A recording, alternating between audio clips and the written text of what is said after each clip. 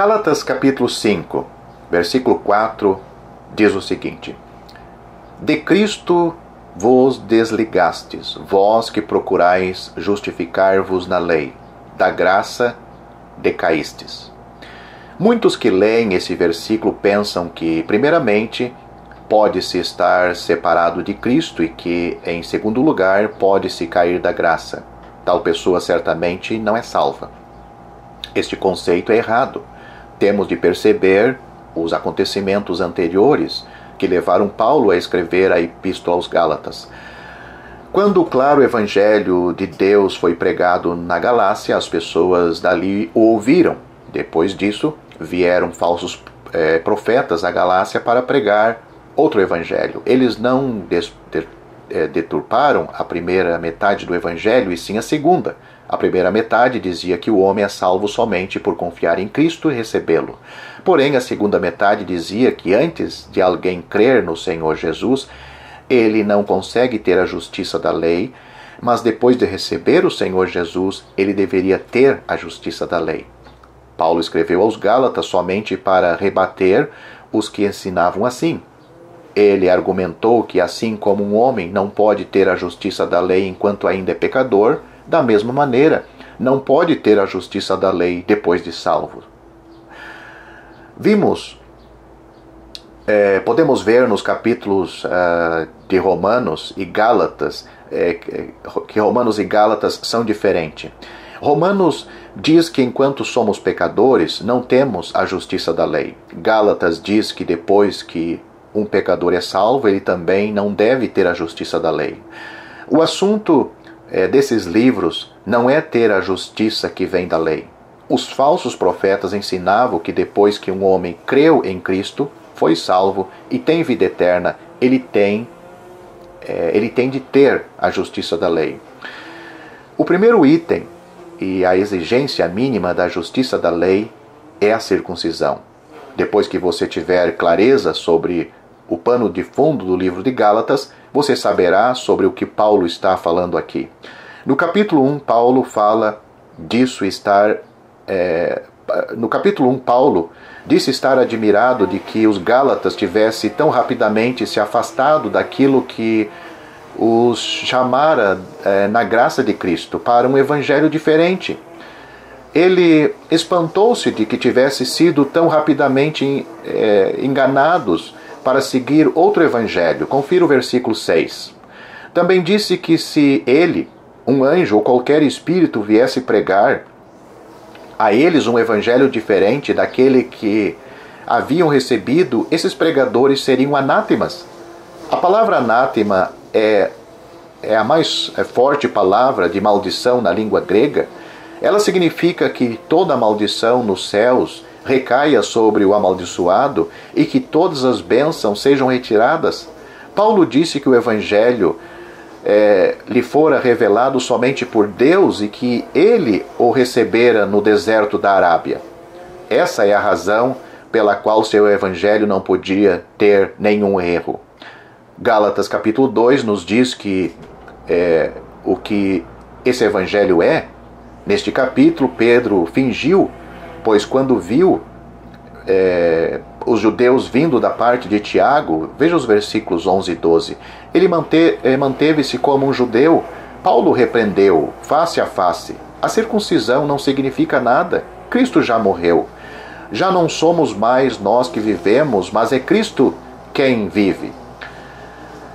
O capítulo 3 diz-nos que o objetivo de Deus não é a lei, mas a promessa. A razão pela qual Deus deu ao homem a lei era fazer com que o homem primeiro conhecesse seu pecado e então aceitasse o Filho de Deus. O capítulo 4 traz duas coisas para mostrar-nos que é inútil o homem guardar a lei, mesmo que tenha capacidade para fazê-lo. Agar representa a lei e Sara representa a graça. Agar deve ir embora para que Sara possa permanecer. Mesmo que possa guardar a lei, você será somente Agar e ainda terá de ir embora. A primeira sentença no capítulo 5 é: para a liberdade foi que Cristo nos libertou. Cristo trouxe-nos a liberdade. Precisamos permanecer firmes nessa liberdade. Não perca essa liberdade. Se um homem guardar a circuncisão, Cristo não será de nenhum benefício para ele. Se o sistema da lei é conservado, Cristo terá de ser negado. Não se pode guardar um pouquinho a lei e então pedir que Cristo faça o resto. Cristo nunca faz um trabalho de retalhos.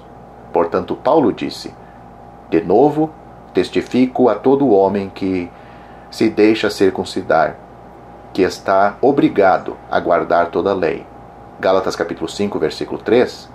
Por que não escolher outras coisas na lei? Por que tomar a questão da circuncisão? Por que tomava somente o que gostavam na lei e não guardavam toda ela? Se quisessem guardar um item da lei, teriam de guardar toda a lei. Se um permanece, todos devem permanecer. Eles não podem escolher um e rejeitar todos os outros. O versículo 4 diz: de Cristo vos desligastes, vós que procurais justificar-vos na lei, da graça decaístes. Desligar-se de Cristo significa o mesmo que Cristo de nada vos aproveitará no final do versículo 2. É como se Cristo não fosse expresso em você. Você não tem perdão, alegria e paz. Além do mais, se você segue a lei, Cristo será reduzido a nada em você. Aqui não é uma questão de receber salvação. Está-se falando da condição de alguém salvo.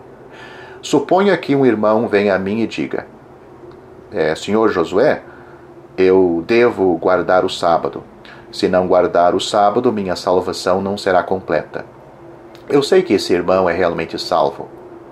Não há dúvida disso, mas agora que recebeu tal ensinamento errado, tenho de dizer-lhe: se guardar o sábado, a obra de Cristo não produzirá nenhum efeito em você. É pela fé que estamos em Cristo. Você agora voltou para a lei. Você decaiu da graça. Assim, não se trata de salvação ou perdição. A questão aqui é sobre a condição de alguém salvo. Isto mostra-nos que um homem é salvo por Cristo e não por ele mesmo. Se o homem guardar a lei, não haverá graça.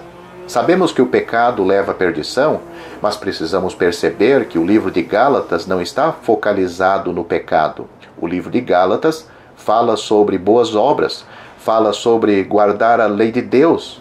Gálatas é sobre guardar a lei e circuncisão. Paulo não fala que eles caíram no pecado, desde que caíram da graça. Disse que caíram da graça. Há uma grande diferença entre os dois. Cair da graça e cair em pecado são duas coisas inteiramente diferentes. Decair da graça é sair do princípio da graça e seguir novamente o princípio das obras.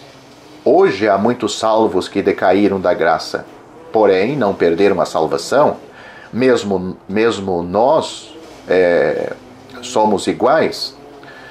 Um número incontáveis de vezes pensamos que estamos terminados, mas a nossa salvação é por causa da graça do Senhor Jesus.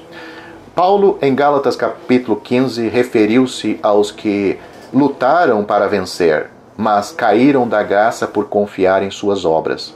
Eles queriam ter boas obras, mas quando as fizeram, caíram. O que é estar na graça? Graça significa que somos pessoas humildes e desamparadas. Nada podemos fazer. Recebemos graça diante de Deus. Estamos numa posição humilde. Estamos confiados em Deus para que Ele nos dê graça. Como tais, somos os que vivem na graça.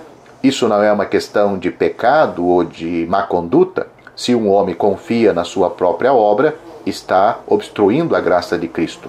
Paulo censurou os Gálatas por seguirem a lei depois de serem salvos.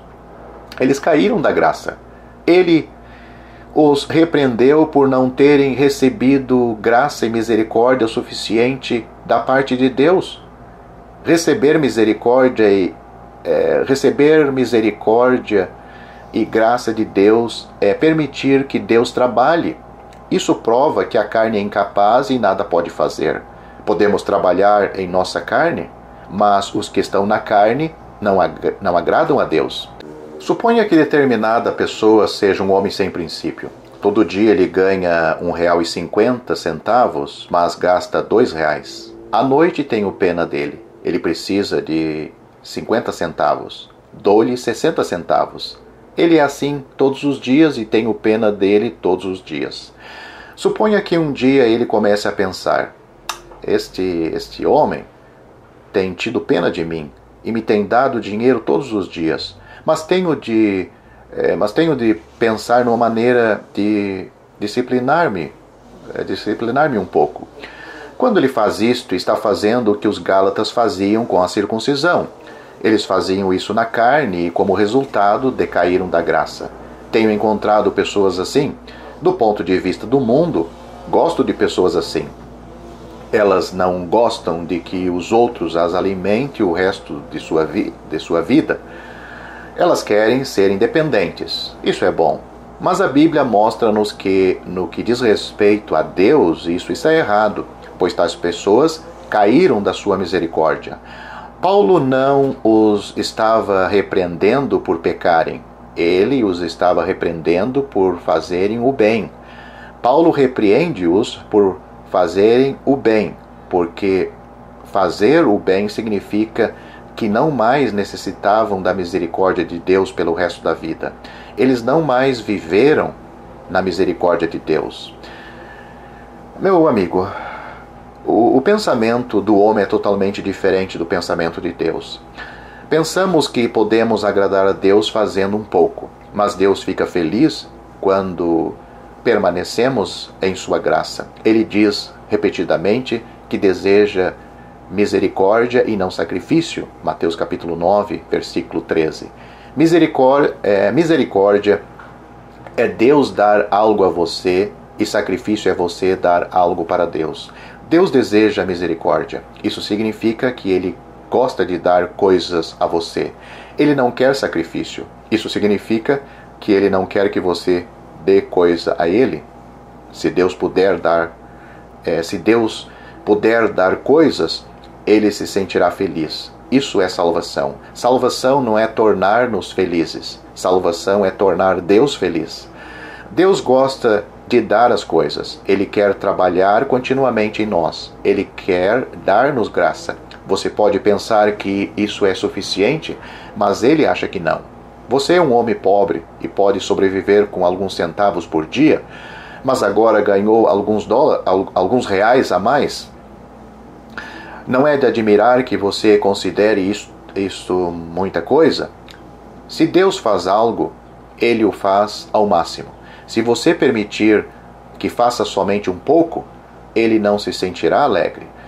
Se quer ser salvo, você deve voluntariamente permitir que Deus trabalhe. Você precisa pedir a Deus que seja misericordioso. Ou nem precisas pedir a Deus. Ele é misericordioso. Você tem que deixar que Ele seja misericordioso com você. Deus pode somente ser feliz se lhe permitir trabalhar desta maneira. Se continuar tentando dar algo a Deus, no assunto da salvação, Ele não se sentirá feliz. Quando Deus vê misericórdia sendo mostrada a você, Ele se alegra. Por isso, digo que Deus deseja misericórdia e não sacrifício. Gálatas capítulo 5, versículo 4 diz que não devemos decair da graça. Não diz que não devemos cair em pecado. O que é abordado aqui não é a questão da salvação, mas a questão do desfrute. Diante de Deus, não necessitamos mover-nos nem guardar a lei. Não temos de fazer nada. Devemos apenas permitir que Deus trabalhe em nós e dê-nos graça. Uma vez que não temos graça, decaímos da graça. Portanto, dizer que alguém decaiu da graça não se refere à questão da salvação e perdição. Decair da graça é uma questão de desfrutar ou não os benefícios de Cristo para nós. Decair da graça é uma questão de permitir ou não que a obra de Cristo opere em nós. Agradecemos ao Senhor, porque a salvação significa estar continuamente sob a sua misericórdia e sob a sua graça. Se você gostou deste vídeo, deixe seu joinha, isso nos ajudará a divulgá-lo. Também não se esqueça de inscrever-se em nosso canal, ative o sininho das notificações para que você receba os novos vídeos. Deixe seus comentários. Obrigado por assistir este vídeo.